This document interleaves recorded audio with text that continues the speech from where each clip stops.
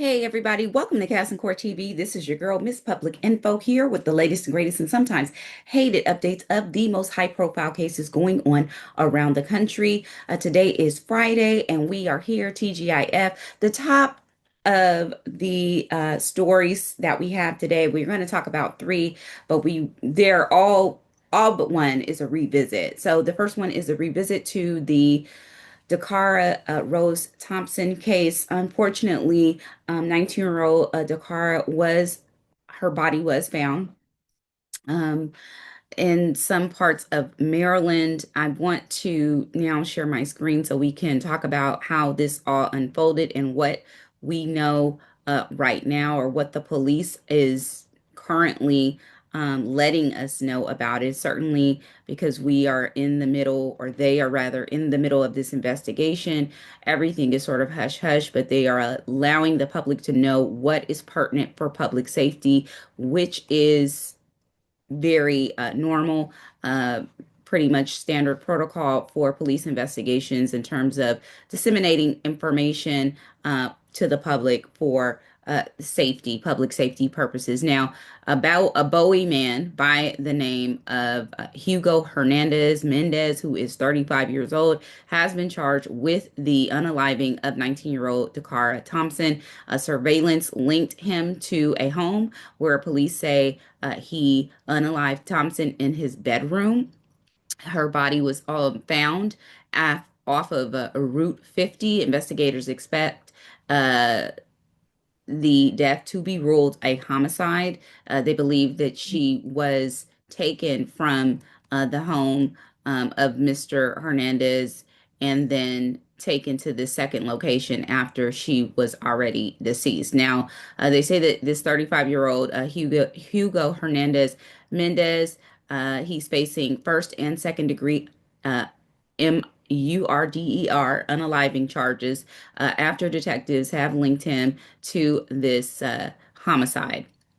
Now, of course, Dakara, she was a 19-year-old, beautiful young lady who became whose parents reported her disappearance in August, about the last week of August, which prompted an immediate investigation by agencies across Maryland, but also primarily her parents and friends really going out into the canvassing the community and the neighborhood looking for her nonstop. Now, there's a lot of speculation, obviously, with the public now that they know some information as to what happened. But we want to talk about the surveillance and what was seen on that surveillance tape, because it's very specific and very telling about what could have happened that night. Now, she was first reported missing on August 23rd. This was one day after she was seen at a gas station in Layham, and she was seen uh, you know, at this gas station via surveillance. And then after that, her vehicle was found abandoned in Hyattsville. So this happened on the 23rd. She was reported, excuse me, missing on the 23rd. The 22nd is the last day that she was seen alive on surveillance. They say on August 31st that Maryland State Police launched a death investigation after a woman's body was covered in a grassy area off Route 50 in Anne Arundel County.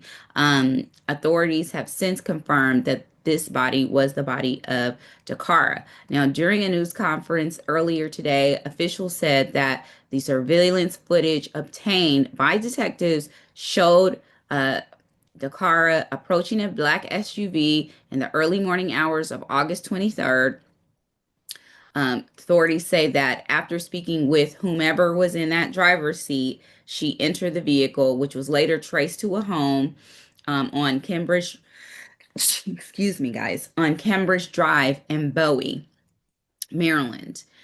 And presumably that is the home where Hugo Hernandez-Mendez, um, unalive, Dakara in his bedroom, says police. Police searched the residence on September 4th and say that they found evidence indicating that she was murdered or unalived in a bedroom inside the home.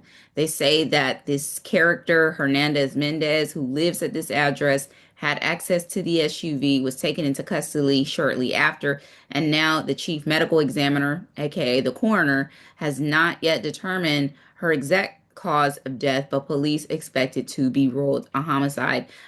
They are working also to determine whether she and the suspect knew each other prior to the disappearance. So now they're trying to piece all of the puzzle pieces together. He is currently being held without bond, which is very normal in these death homicide investigations by the Department of Corrections. He's in a holding facility. Now, Maryland Governor Wes Moore expressed deep sorrow over the death of Thompson, and he's calling this a very senseless, violent act. And he went on to say, she was a bright light in our state. We will use every tool at our disposal to ensure those responsible for this crime are held accountable and honor Dakara's legacy of service through our unwavering commitment to the safety and well-being of all Marylanders. So that is the unfortunate update on the Takara, I'm sorry, on the Dakara Thompson case. I am very sorrowful that this is the outcome that we are looking at. I reminded my viewers, listeners, followers, subscribers, etc., just a few days ago when I reported on this that, this reminded me of the rash of disappearances that were happening in the DC area just some 10 years ago. And it was a rash of Black young girls who were going missing. And then, of course, there's been a rash of Black young children going missing as well. But this outcome is one that we were hoping that we wouldn't have to talk about, but unfortunately it is. I will say that the fortunate thing is that they have someone in custody now. Again, there's a lot of chatter on the social media blotter social media sites about, well, all of a sudden they have this guy, he's an illegal, this could be a setup, etc. Now, Casting Court TV, we are very much do our due diligence not to jump to conclusions, definitely not to spread any sort of conspiracy theories. We want to work and let the police do their work with this investigation. Obviously, when it gets to the court trial phase, we can give a little purview into what is likely going to happen next. But when we were talking about the investigatory phase of this situation, of this homicide investigation, it's really important not to jump to conclusions because we really don't know what happened. What we know is what the surveillance tapes have yielded. It's going to be very important and very telling once they go through the suspect's phone and once they go through Miss Thompson's phone and see if there is connection there, and see if they knew each other or see if they were somehow introduced to one another through a third party. I have a feeling that it's possible that there's other people involved in this. And if it is not, this certainly it could be a situation where this was a new acquaintance of Dakara's. Certainly, the age gap is very troubling in this particular instance due to the outcome. But we really don't know what happened there. Casting Court TV is going to stay on top of the Dakara Thompson case.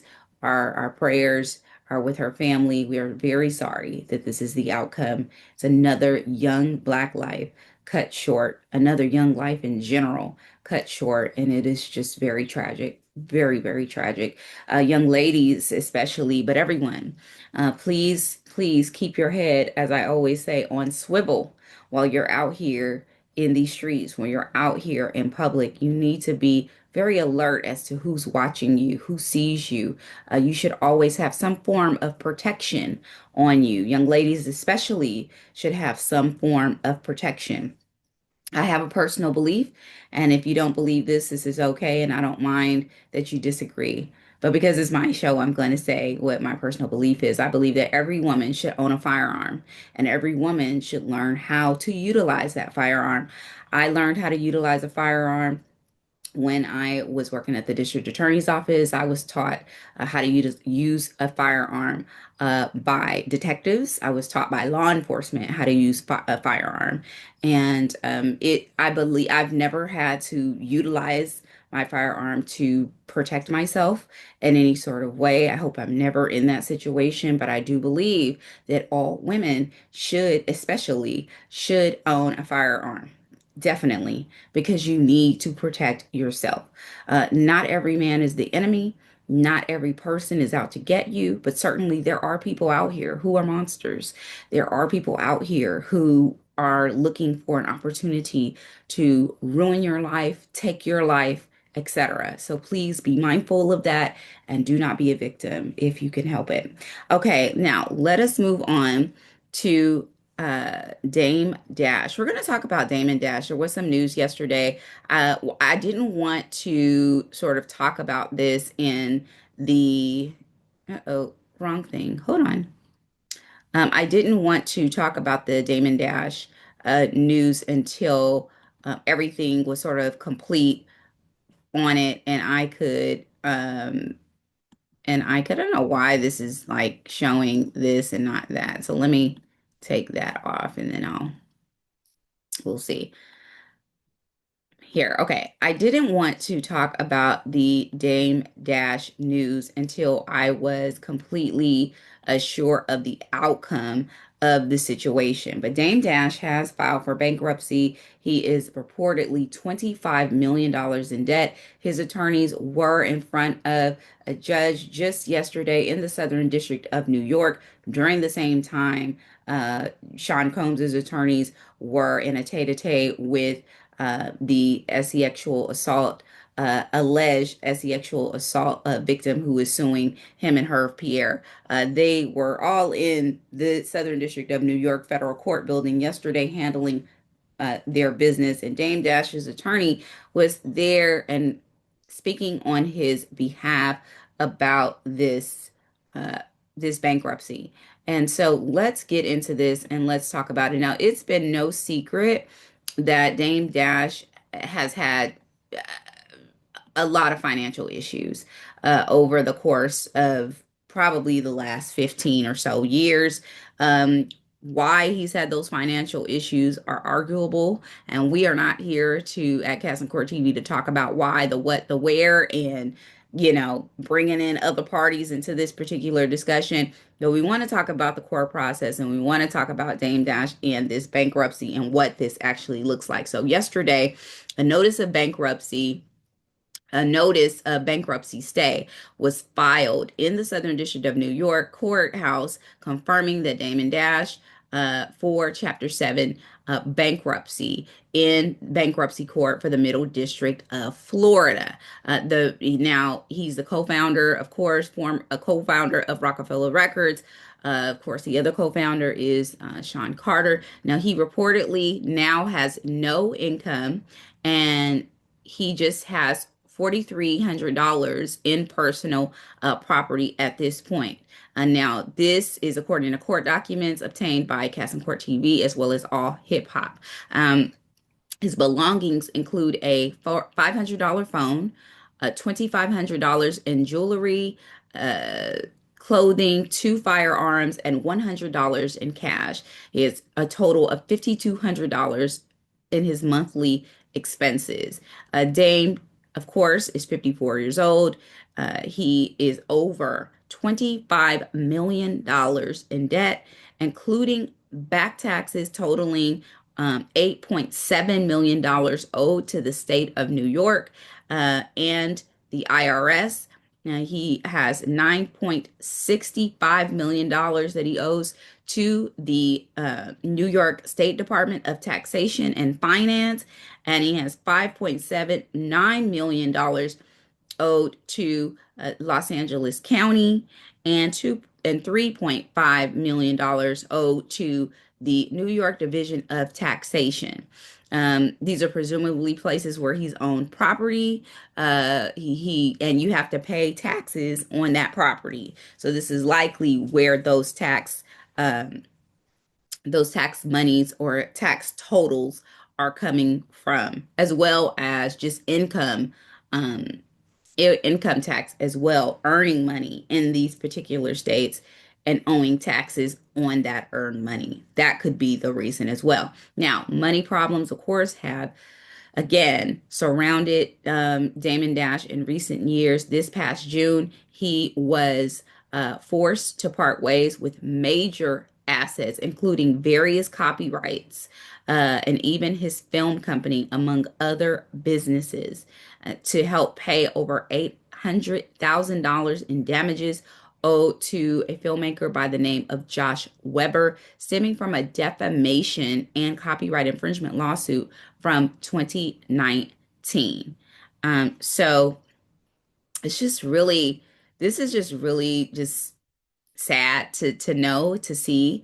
Now I don't care how you feel about Dame Dash. It's really, that's up to you how you feel about him, whether he deserves that or whatnot. A lot of people have their opinions about Dame Dash, but um, it's sad to see someone who was once very doing very well in business, who is responsible for much of or some of the hip hop cultural zeitgeist that we enjoy, go out like this financially. He's had financial problems. I saw an interview with him, I guess it was the other day, and he's had, some also some physical issues with his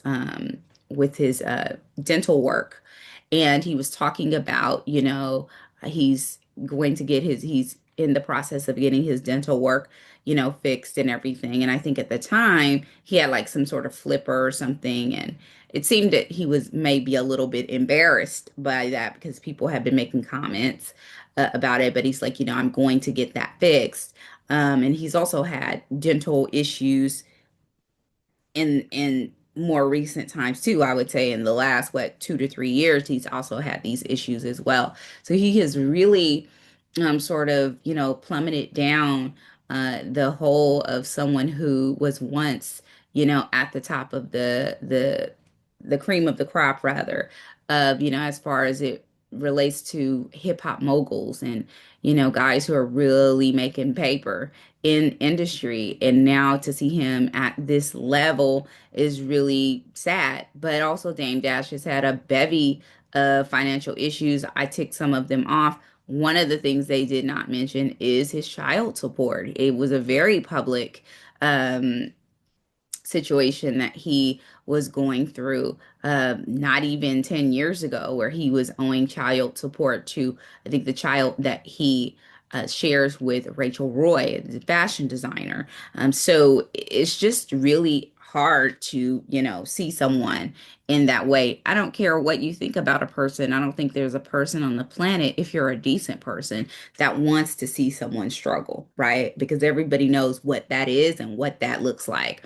Now, this bankruptcy order simply says, and this is from the court documents that we've obtained, it simply says, Dear Judge Lieberger, this undersigned is counsel to the defendant's judgment debtors, Poppington LLC and Damon Dash, collectively in this matter. I write to inform the court that earlier today, Mr. Jet Dash's bankruptcy counsel informed me that Dash just filed for Chapter 7 bankruptcy in the bankruptcy court for Middle District of Florida under docket, and it gives a docket number as such and pursuant to, and it moves on. So, one of the things that, is really disheartening as well is that I don't care what version of bankruptcy you file under, you're not going to get rid of back taxes.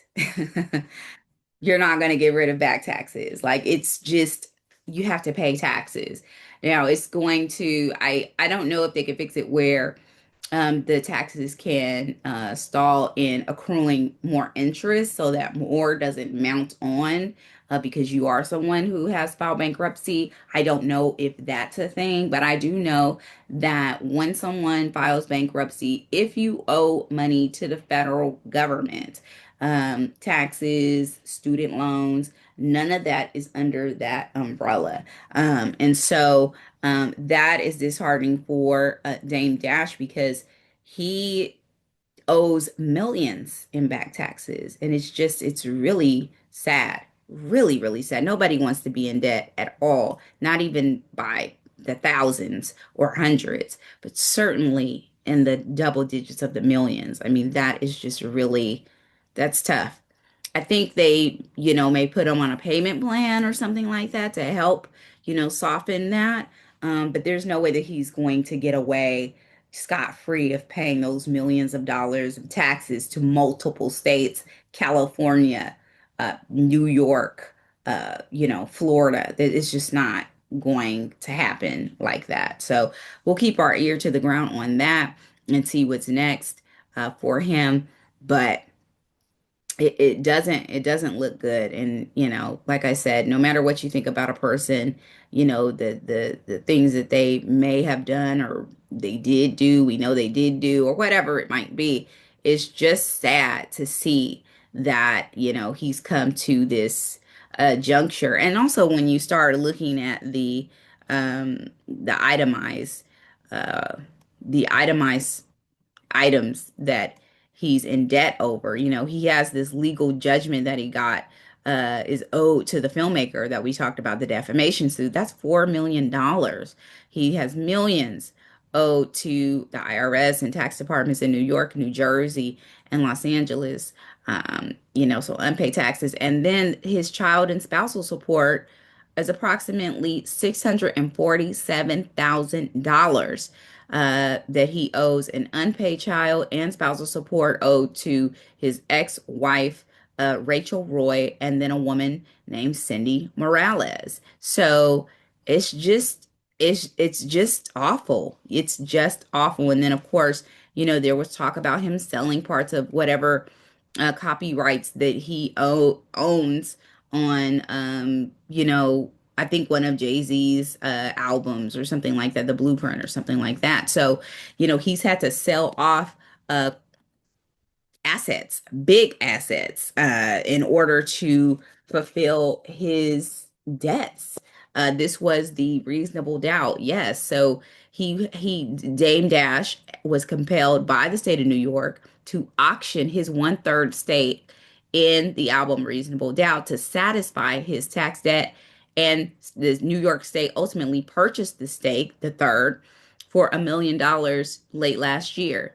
Now, the auction was complicated at the time, I'm sure everyone remembers, by a legal filing from Jay-Z, who claimed that the rights to the album would revert to him in 2031 anyway, but this was ultimately rejected by the courts. So he was just forced, Dame Dash was forced to liquidate his assets in order to pay back these back taxes. And of course, that didn't even satisfy the tax bill.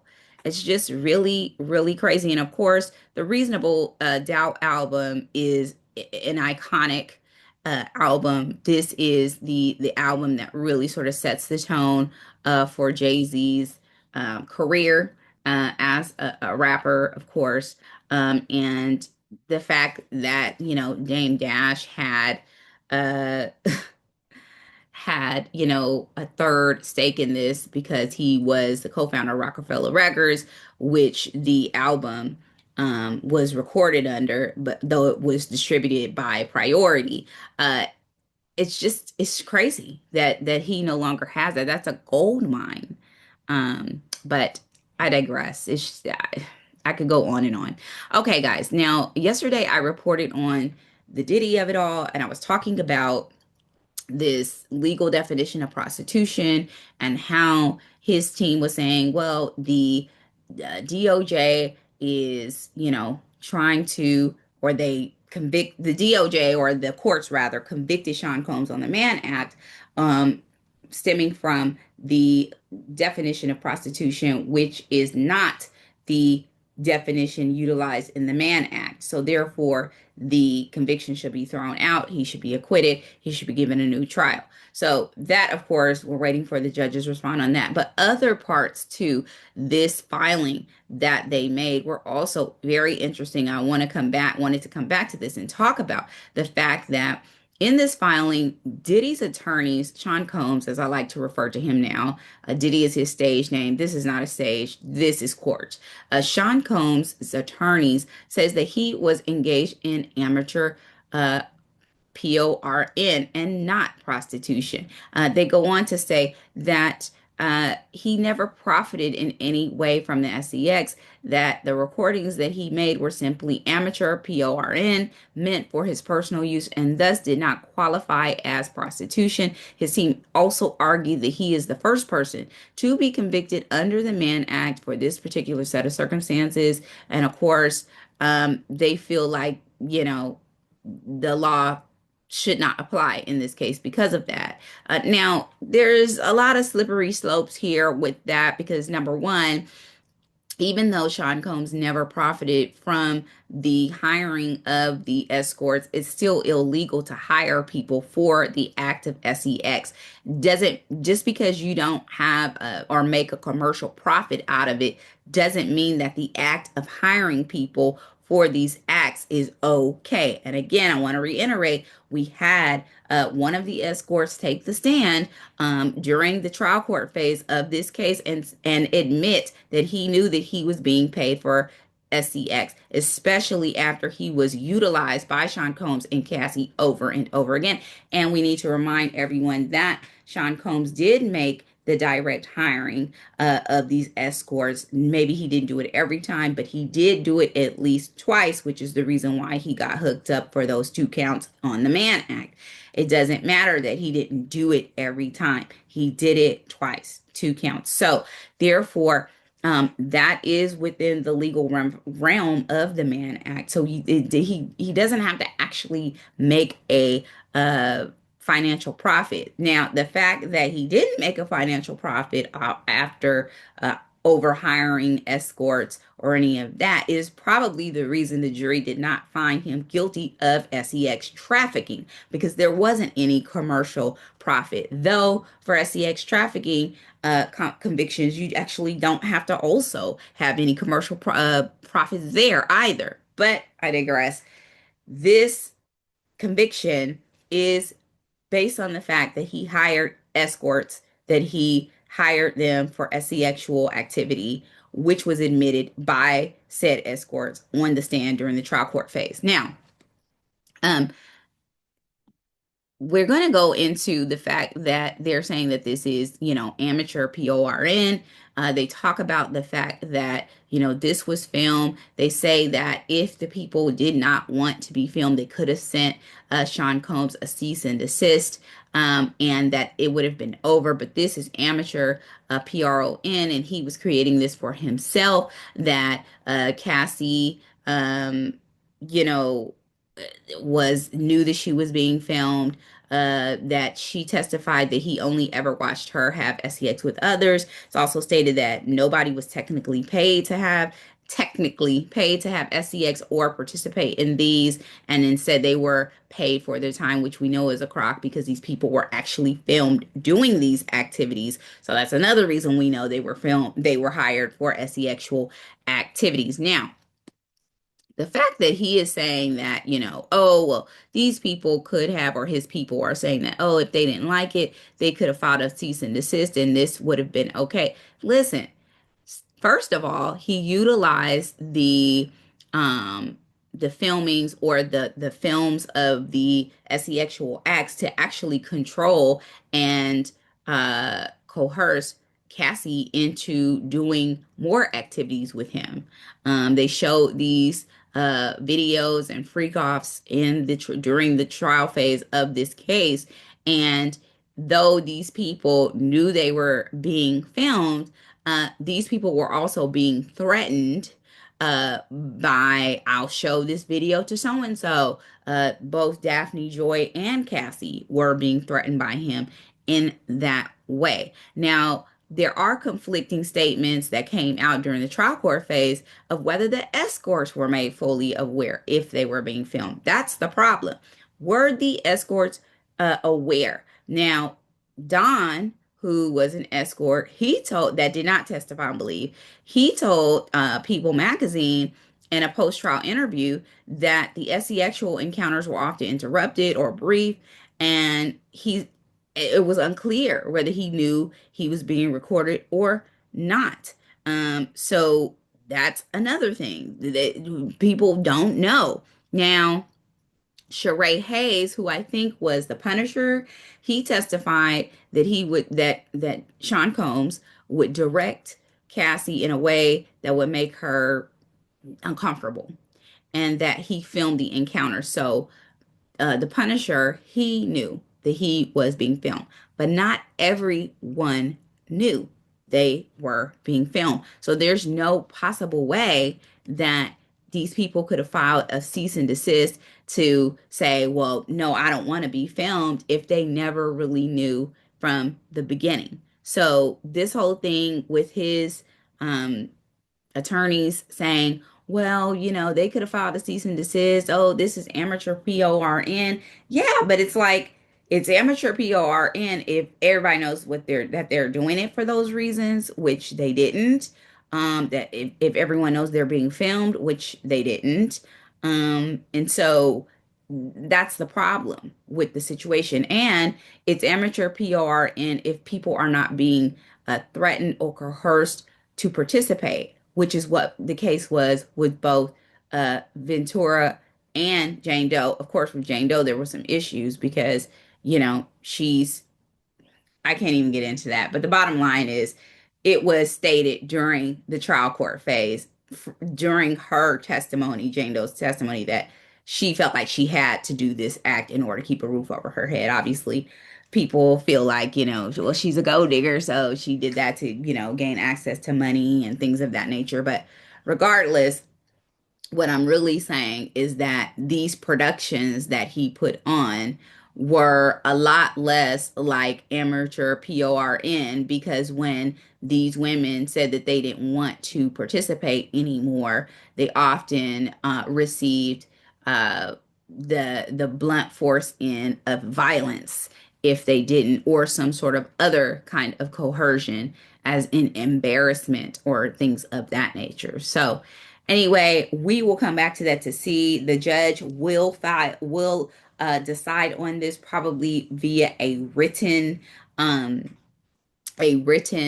filing, as Judge Submaranian has been, known to do. But these appeals, and I told you guys this at the beginning of this, or during the trial court phase of this case, that these appeals are par for course. I said it. They're doing exactly what I said they would do, which is as soon as they got that guilty verdict, they're appealing immediately. The problem with some of these, like the prostitution definition and things of that nature, is the fact that they are waiting until now to give just cause as to why the definition of prostitution was wrong, and therefore the conviction is not valid, when in fact they knew what the DOJ's definition of prostitution was in terms of this case and the charging and all of that prior to the case going to trial. So they had a lot of time to get that verbiage correct, get that language correct, but they waited until after he had been convicted to say something about it, which to me seems a little bit backwards. And I'm pretty sure to the court, Judge Submaranian is going to have a little bit to say about that as well. Okay, guys, that's going to be it for today. This was a somber episode. It really bugged me to talk about Dakara Thompson, to know that she had been victimized in this way and taken away from her family because of someone who was selfish, someone who is a monster, essentially. And I am hoping, praying that they get him and whomever else may be involved, if there are other people that are involved. But again, I know everybody has their own feelings about gun ownership and about guns and things of that nature, but it is really important for women to protect ourselves, because we are, no matter how strong of a person you think you are physically weaker than a man. And if there are men out here who are looking to harm you, looking to take you out of here. And there are, you just don't know who they are. then you need to be prepared to take care of yourself. You need to, now there's a thing, I'll give a little bit of education on this later, maybe in a separate episode, depending on the state that you live. Most states have a concealed carry weapons allowance where you can carry a concealed weapon legally. There are rules to that. Here in California, there are a lot of different rules to carrying a concealed weapon as a non law enforcement officer, but you can do it and it's worth it. It's also worth it so that you can, um, you know, protect yourself wherever you may go. Also, in most states, I don't think it's this way. In California, maybe a little different here. I'll look up the rules before we talk about it specifically. But in most states, you don't need a license to have a gun in your home. And I would recommend that, especially women who live alone, there's a lot of us who do. You should have a shotgun in your home. If you have an apartment, a handgun will do.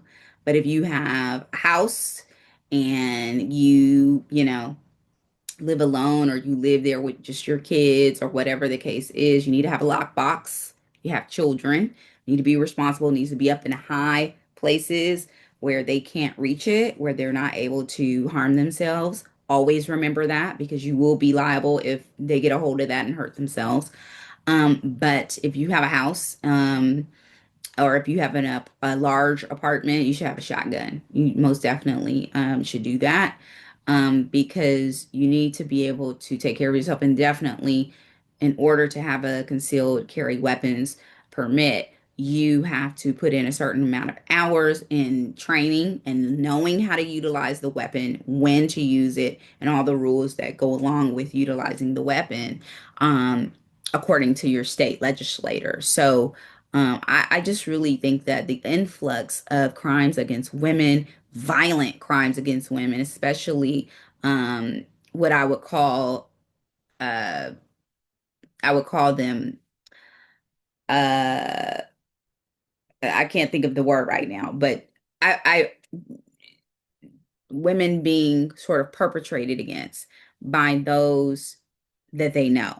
So these are, companions, or these are people, friends, or things of that nature in some way, shape, or form, being perpetrated against by people that they know. Most of the time, when women are unalived, it's by someone they know. I know the word I was looking for: acquaintance. Acquaintance crimes. Acquaintance crimes against women. This is usually what happens. It's usually someone that they know. There is the rare occasion, and it does happen obviously, where women are perpetrated against by individual or individuals or an individual that they don't know, that they're just sort of being randomly grabbed or whatever it might be. That does happen, especially in today's society as it relates to, women ordering Ubers and these drivers. This just happened. I talked about it on a recent episode. These drivers, raping these women and killing them. After picking them up. I would also say when you get in these Ubers with these drivers, ladies, don't have no conversation with them. Don't have any conversation with them. And if you do need to have a conversation with an Uber driver, if they're asking you questions, you need to immediately be very assertive with the way that you're answering. And if you are feeling uncomfortable, dial 911, tell them who you're with, and demand to be let out because you have the driver's information. Don't be a victim. Know how to protect yourself while you're out here. You do not have to die prematurely because you're a woman out here who looks defenseless. Okay? All right, guys, that's going to be it for Casting Court TV for the day. This is your girl, Miss Public Info here. We will come back to you later on or next week with another episode. Thanks so much, guys, and we'll see you soon. Bye. Peace.